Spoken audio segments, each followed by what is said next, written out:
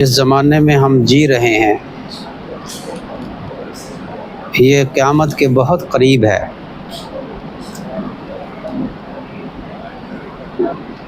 اور قرب قیامت میں بہت زیادہ فتنے ظاہر ہوں گے جن کی نشاندہی اللہ کے نبی صلی اللہ علیہ وسلم نے آج سے 1400 سال پہلے 1450 سال پہلے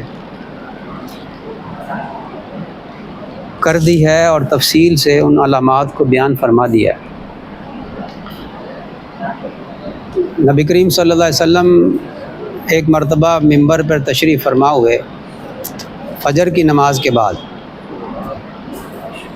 اور آپ نے علامات قیامت بیان کرنا شروع کی اور فتنوں کا ذکر شروع کیا۔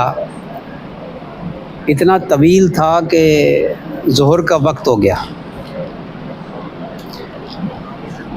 پھر آپ صلی اللہ علیہ وسلم ممبر سے نیچے تشریف لائے، ظہر کی نماز ادا کی، اور پھر ممبر پر تشریف فرما ہوئے، اور پھر آپ نے بیان کرنا شروع کیا، قیامت تک آنے والے واقعات بیان کیے، علامات بیان کی قیامت کی، یہاں تک کہ عصر کا وقت ہو گیا۔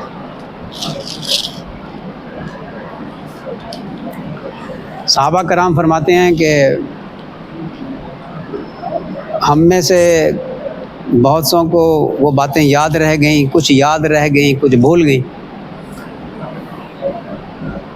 اور جب کبھی کوئی واقعہ سامنے ہم دیکھتے ہیں تو مجھے صحابی فرماتے ہیں حضرت ابو ہریرہ رضی اللہ تعالیٰ عنہ، حضرت حذیفہ رضی اللہ تعالیٰ عنہ، ان سے بہت زیادہ ایسی احادیث مروی ہیں جو فتنوں کے حوالے سے ہیں۔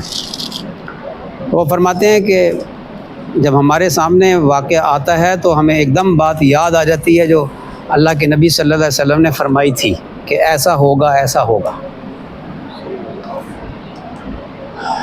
اللہ، ابھی ہم علامات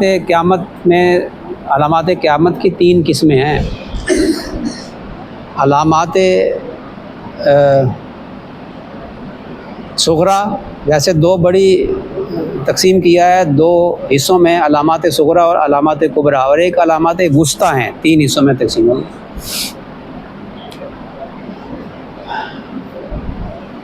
علامات کبریٰ اور علامات وسطیٰ یہ تقریباً بلکہ 100% علامات پوری ہو چکی۔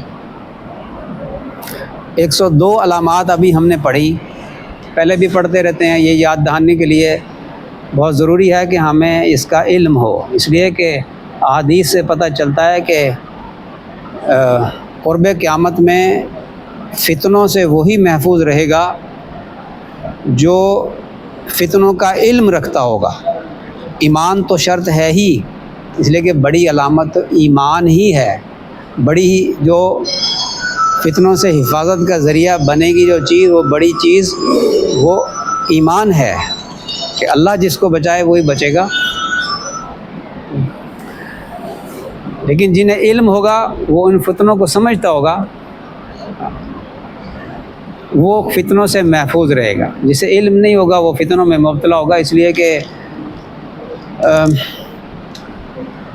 دجالی فتنے ایسا فتنہ ہوگا، دجالی فتنہ ایسا فتنہ ہوگا جو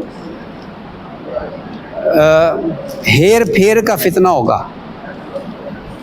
باطل کے اوپر حق کا لیبل لگانے والا فتنہ ہوگا۔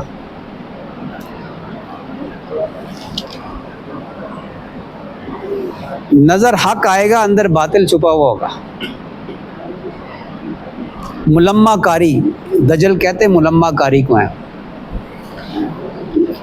یہ جو سونے کا پانی چڑھاتے ہیں نا کسی اور دھات کے اوپر، چاندی پہ یا کسی پیتل پہ سونے کا پانی چڑھایا جاتا ہے، اس کو دجل کہتے ہیں، ملمہ کاری۔ تو باطل کے اوپر حق کی ملمہ کاری ہوگی، یہ دجالی فتنہ ہوگا۔